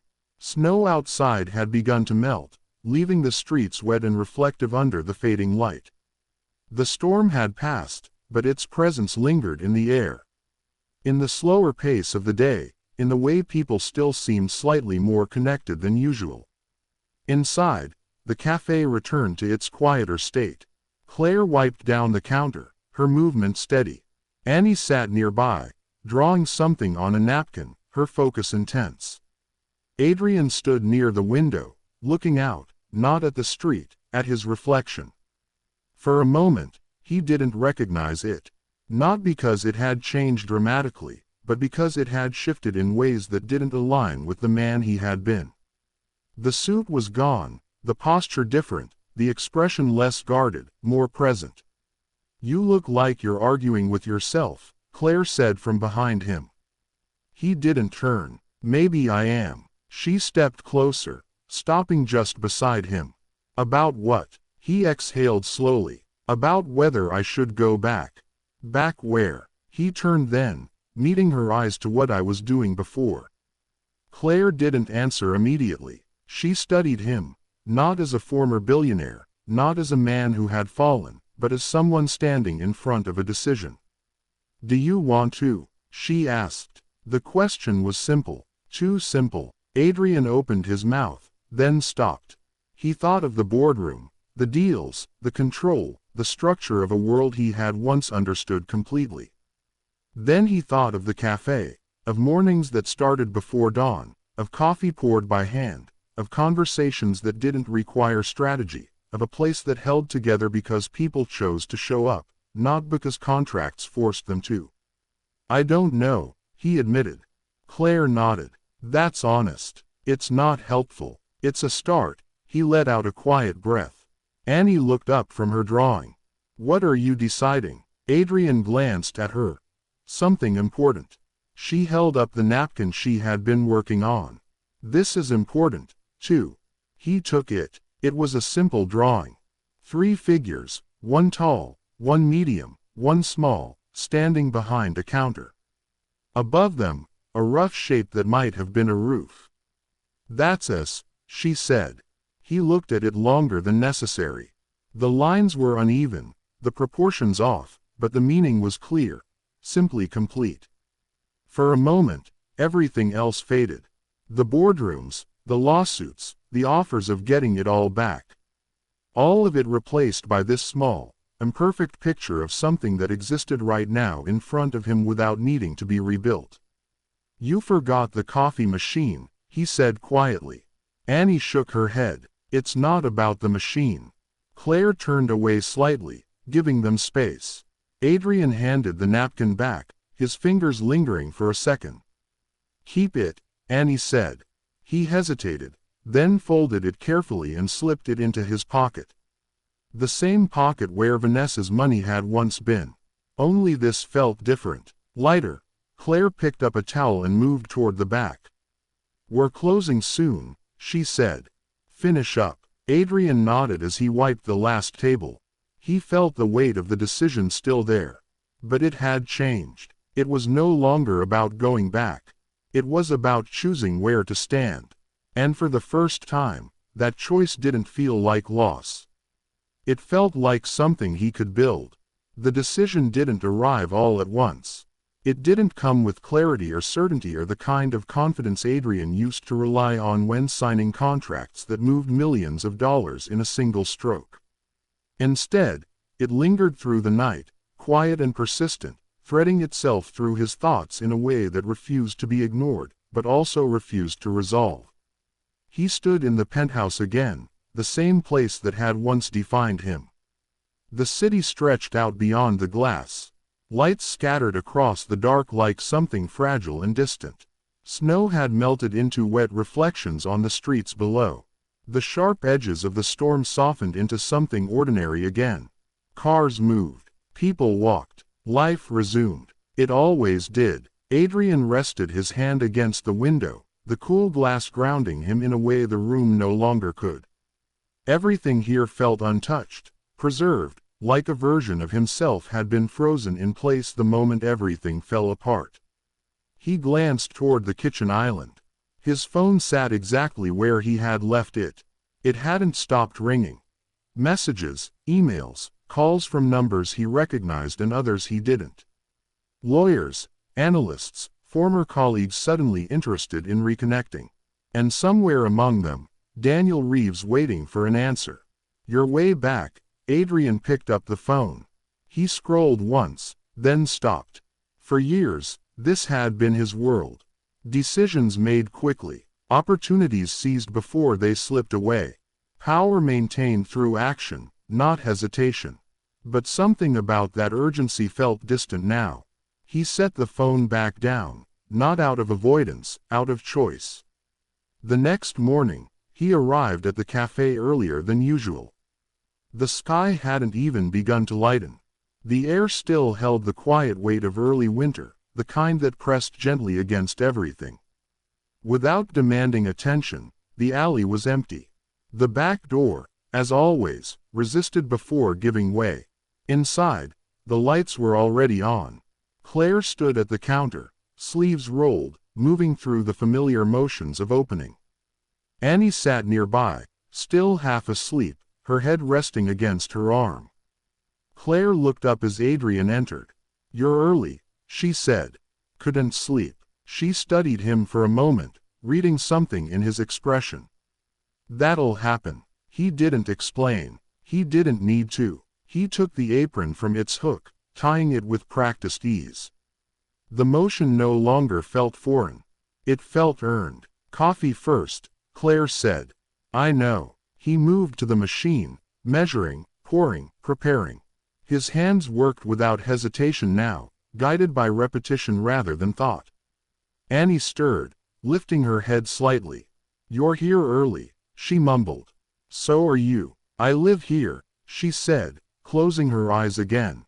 Claire shook her head faintly. "Go back to sleep." "I'm awake," Annie insisted, though her voice said otherwise. Adrian almost smiled. The morning unfolded quietly. No rush, no crowd, just the slow build of routine as the cafe prepared to open its doors. Adrian moved through the tasks with steady focus, noticing details he might have missed before: the way the light shifted across the counter, the sound of the coffee machine settling into its rhythm, the small deliberate order Claire maintained in everything she did. At one point, she handed him a stack of receipts. "Check these," she said. "Make sure nothing's missing." He took them, surprised. "You trust me with that?" She raised an eyebrow. "It's basic math." "That's not what I meant." "I know," she said. There was a pause, then quietly. "You've been paying attention." It wasn't praise, but it was close. He reviewed the receipts carefully, his mind slipping back into a familiar mode of analysis.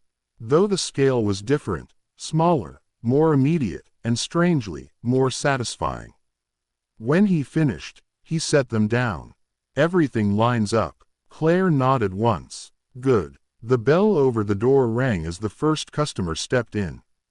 The day began. By mid-morning, the cafe had filled with its usual crowd. Conversations overlapped, orders moved quickly. The steady rhythm returned, but Adrian felt different within it. More certain. Not about everything, but about enough. Around noon, the door opened again. Daniel Reeves stepped inside. This time, Adrian didn't feel the same tension. He noticed the man, acknowledged him, but didn't shift. Reeves approached the counter, his expression composed but expectant. "Mr. Whitmore." Adrian met his gaze. "You came back." "I was in the area," Reeves said. "I thought you might have had time to consider." Claire moved behind the counter, deliberately focused on her work. Annie watched from her stool, quiet and observant. Adrian didn't rush his answer. He finished pouring a cup of coffee for a waiting customer, set it down, then turned back. "I did." Reeves nodded slightly, and Adrian held his gaze. "There's always a cost," he said. "You were right about that." Reeves waited. Adrian continued, his voice steady. "Last time, I didn't see it clearly. I thought control meant security. That if I built something strong enough, it couldn't be taken from me." Reeves's expression didn't change, but it was. Adrian said, "Because I built it in a world where loyalty is temporary and power shifts the moment you stop watching it." A brief pause. This Adrian gestured lightly around the cafe as different. Reeves glanced around as if seeing the space for the first time. "It's a coffee shop. It's consistent." Adrian replied, "It holds." Reeves leaned slightly forward. "You're walking away from everything you built." Adrian shook his head. "No." The word landed firmly. "I'm choosing what to build next." Silence followed, not uncomfortable, final. Reeves studied him for a long moment, as if trying to reconcile the man in front of him with the one he had expected to find. "You're making a mistake," he said finally. "Maybe," Adrian replied, "but it's mine." Reeves exhaled softly, then straightened. If you change your mind, I won't. The interruption was calm. Saw Reeves nodded once, accepting it without agreement. Then I wish you luck. He turned and left. The bell rang. The door closed. And just like that, the past stepped away again.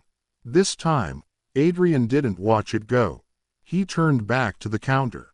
Claire looked at him, her expression unreadable for a moment, then quietly. You sure? Yes. She held his eyes a second longer, then nodded. Good, she said. Annie slid off her stool and walked over, stopping beside him. You picked this place, she said. Adrian looked down at her. Yes, she nodded, satisfied. Good choice. He let out a small breath that felt lighter than anything had in days. Yeah, he said, I think so. Outside, the city moved forward, unchanged. Inside, the cafe continued exactly as it always had. But for Adrian Whitmore, something had shifted completely. Not in the world around him, but in where he chose to stand within it. And this time, he wasn't waiting for anything to come back. He was already where he needed to be. The morning he stopped checking his watch was the morning everything finally settled. It happened without announcement, without intention. Adrian didn't notice it at first. There was no moment of realization, no quiet declaration that something had changed. Only later, sometime near midday, when he paused to wipe down the counter and caught sight of the silver watch still resting on his wrist, did he understand? He hadn't looked at it once. Not when he woke, not when he walked through the cold air toward the cafe. Not when the back door resisted and gave way beneath his shoulder. Not even when the first rush of customers filled the room with voices and movement and expectation. Time, for the first time in years, had not been something he needed to control. It had simply passed. Claire noticed before he said anything. She always did. You're not chasing it anymore, she said quietly, standing beside him as he set a fresh pot of coffee on the counter. Adrian glanced at her. Chasing what? The clock, she replied. He followed her gaze to his wrist, then back to her. I guess I'm not. Claire nodded once as if confirming something she had already decided. Good. There was no elaboration. There didn't need to be. Across the room, Annie sat at her usual place, legs swinging, carefully arranging sugar packets into perfect rows that would be undone within minutes. Every so often, she glanced up, checking the room the way she always did, as if making sure everything was where it belonged. When her eyes landed on Adrian, she smiled. Not wide, not dramatic, just 13. The cafe moved around them in its steady, familiar rhythm. Customers came and went. Orders were called. Coffee poured. The small consistent world Claire had built held together the way it always did. Not because it couldn't break, but because the people inside it chose every day to keep it from doing so. Adrian moved through it without hesitation. He didn't think about each step anymore. He didn't measure every motion. His hands worked with quiet confidence. His attention shifting naturally from one task to the next. When something went wrong, and it still did, he corrected it without letting it pull him off balance. Consistency. He understood it now, not as a concept, as a practice. At table 3, Henry Doyle lifted his cup as Adrian approached. You've settled in, Henry said. Adrian poured the coffee, steady and precise. Feels that way. Henry watched him for a moment, then nodded. Storm passes. Ground holds. Man figures out where to stand. Adrian set the pot down. Something like that, Henry smiled faintly. You're not the first to learn it here. No, Adrian said quietly. I'm not. Near the counter, a couple sat side by side, speaking in low voices. At another table, a man read the morning paper, turning each page with careful attention. The door opened and closed, letting in small bursts of cold air that quickly dissolved into warmth. Life, ordinary and unremarkable, moved forward. And Adrian was part of it, not above it, not outside it, within it. That difference mattered more than anything he had lost. Claire called his name from behind the counter. Adrian, check the order list. He moved without question, scanning the handwritten notes, adjusting a small detail, catching something that might have been missed. Good, Claire said when he stepped back. The word carried weight. It wasn't about approval, it was about trust. Annie hopped down from her stool and walked over, holding another napkin. I made a new one, she said. Adrian took it, another drawing. This time, the lines were steadier. The figures more balanced. The same three shapes stood behind the counter. But now there were details, cups, a door, even something that might have been a window.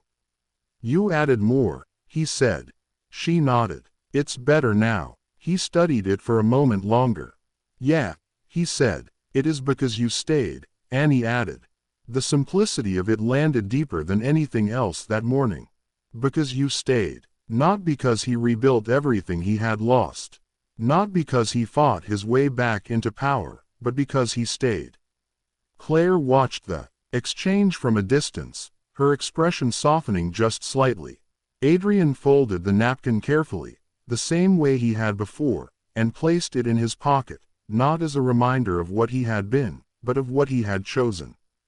The afternoon passed in quiet continuity. No interruptions, no sudden returns of the past, just the steady unfolding of a day that didn't need to prove anything to anyone. At one point, a new customer approached the counter, glancing at Adrian with mild curiosity. You new here? The man asked. Adrian paused for a fraction of a second. Then he answered, no. The word felt right, not because of how long he had been there, but because of how fully he had stepped into it. Claire heard it. She didn't react outwardly, but something in her posture shifted almost imperceptibly. Later, as the day began to wind down and the light outside softened into early evening, Adrian wiped down the last table, his movements slow and deliberate. Claire turned off one set of lights, leaving the others to cast a warm, steady glow across the room. You're closing with us? She asked. Adrian looked around the cafe, at the counter, at the chairs, at the small lived-in space that had become something more than just a place to work. Yes, he said. Claire nodded. Good. Annie, already gathering her things, looked up at him. You're not leaving anymore, right? Hey, Materazzi. No, he said, and this time there was no hesitation. Outside the city moved as it always would, changing, shifting, unpredictable. Inside the cafe held, and Adrian Whitmore, who had once built his life on things that could disappear overnight, now stood in a place where the value wasn't measured in what could be taken, but in what was chosen.